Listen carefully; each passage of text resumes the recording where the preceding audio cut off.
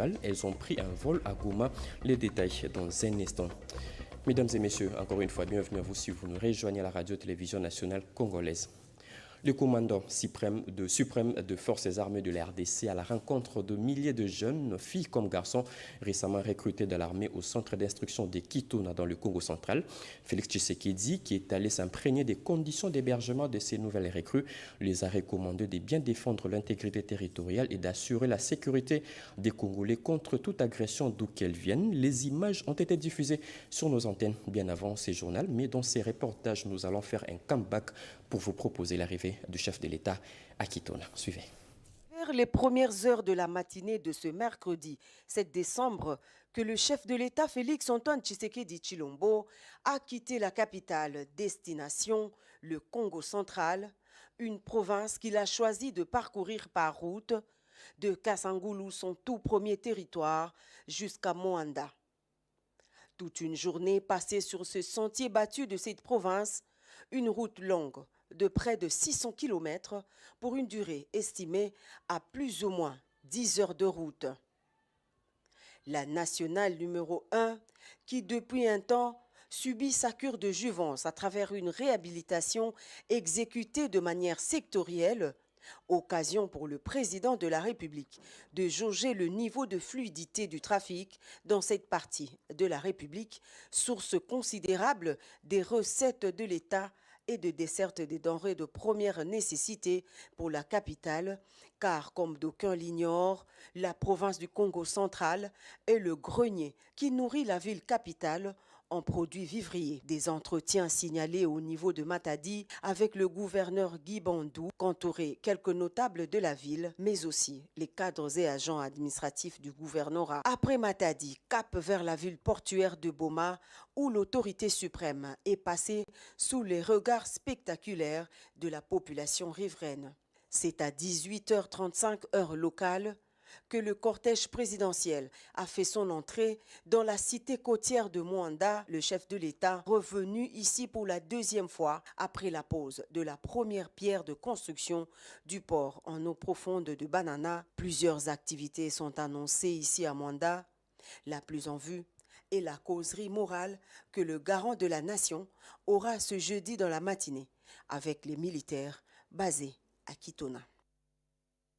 Après une semaine de négociations et plusieurs suspensions, les différents acteurs du processus de Nairobi 3 ont enfin signé la feuille de route censée mettre fin au conflit dans l'est de la RDC. Parmi les décisions prises, la création d'un comité pour faciliter la libération des prisonniers sous quelques conditions. Le détail dans ces reportages signés Jusqu'à Koussema.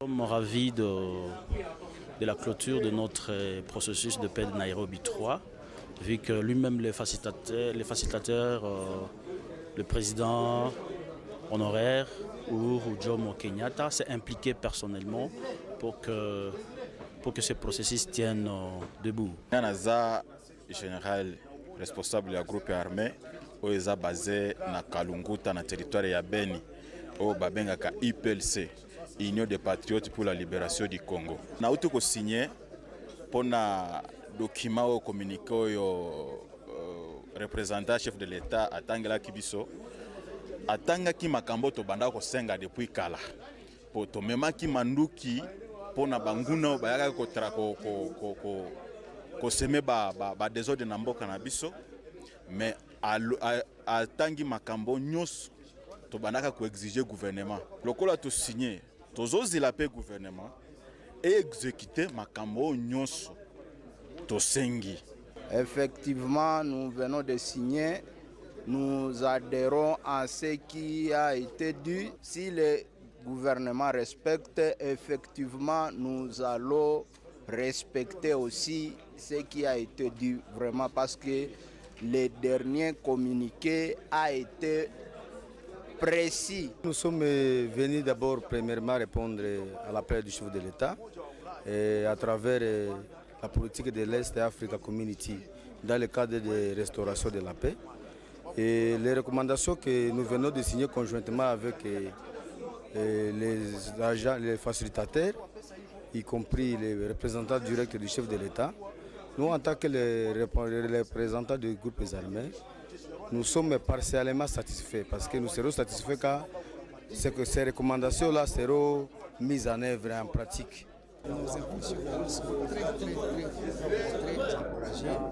Nous sommes très contents des revendications qu'ils ont formulées. Mais aussi, nous avons aussi formulé des recommandations et nous venons d'étudier des pistes de solutions. Nous sommes très contents parce que le président vient de répondre immédiatement, sans même retour en Haïti. Et ça nous fait plaisir.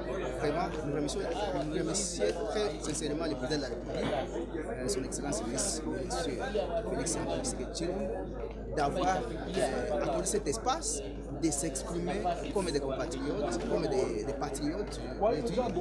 Et là, nous sommes très contents parce qu'il vient de répondre. Et on a l'espoir qu'il va valoriser le PDDRCS parce que c'est quelque chose que nous avons encouragé dès le début. Il y a des actes que nous sommes déjà à Goma et à Mbamiro et le président vient de mettre sa promesse en marche. C'est le général autoproclamé Ndai Senga Kalinganire Adolphe, commandant mouvement du groupe de sécurité Barinyatura. Ok, mon général, vous venez de signer, donc vous acceptez tout ce qui a été dit ici. Vous avez un commentaire? Normalement, nous avons signé et nous sommes venus ici à Nairobi pour chercher la paix. Et c'est pourquoi nous avons signé et nous sommes contents et nous voulons que la paix soit restaurée dans notre province. Bien avant, j'ai accepté et on a répondu à un appel du chef de l'État. Et certains parmi nous sont déjà dans le camp de Bambiro. Ils sont dans le processus du PDDRCS. Et les autres qui sont restés, nous sommes prêts à les amener et à s'adhérer aussi dans le processus. Le ministre de la Défense choisi comme marraine de finaliste de l'école logistique militaire de l'édition 2021-2022, un choix porté pour son combat dans l'amélioration du social de militaire. C'était lors de la clôture de cette session de formation, comme nous dit Georges-Frédéric Nzibou. Suivez. Les finalistes de l'école logistique militaire de l'édition 2021-2022 ayant apprécié le travail qu'a Séraphine Kilobo-Kotona, vice-ministre de la Défense pour l'amélioration du social des militaires, ont décidé de la choisir comme marraine de leur promotion.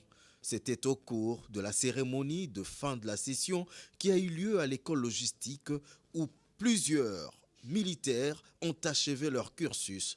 Je voulais ici dire par rapport au travail que vous aurez à faire, la logistique, c'est le cœur même de l'armée. Vous le savez plus que moi. Et vous avez choisi de vous-même pour que vous puissiez travailler sous les drapeaux. Il y a une autorité qui disait à tout moment, qui suit les instructions, pêche moins. Retenez ça. Partout vous serez, dites-vous, maman nous a dit, qui suit les instructions, pêche moins. Nous avons un seul Congo.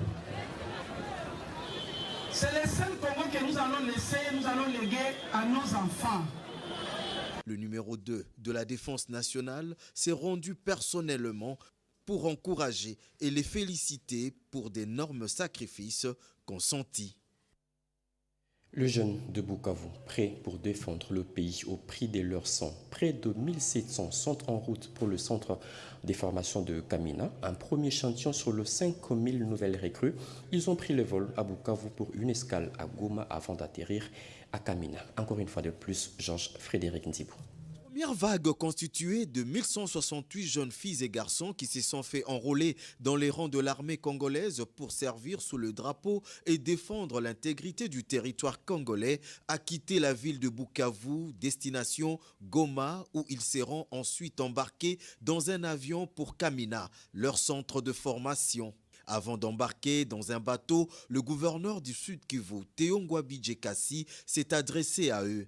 Il a souligné que cette adhésion massive de jeunes au sein des FARDC marque un signal fort qui prouve que le Sud Kivusien sont tous rangés derrière la vision du commandant suprême des forces armées de la RDC et de la police nationale congolaise, Félix Antoine Tshisekedi Tshilombo. Nous remercions le chef de l'État, Félix Antoine Tshisekedi Tshilombo, commandant suprême. Est-ce que vous pouvez applaudir?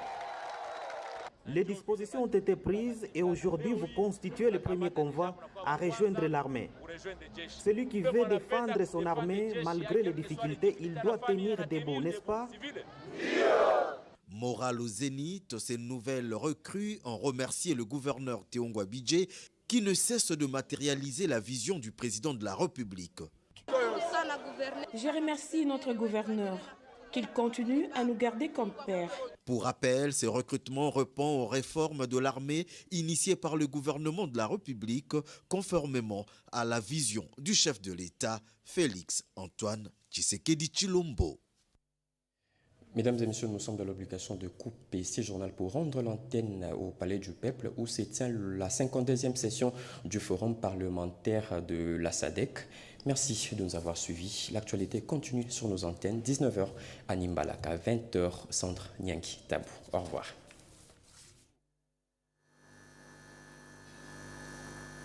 Et il est important qu'on ne vit plus de dons de présents au risque d'aliéner notre liberté.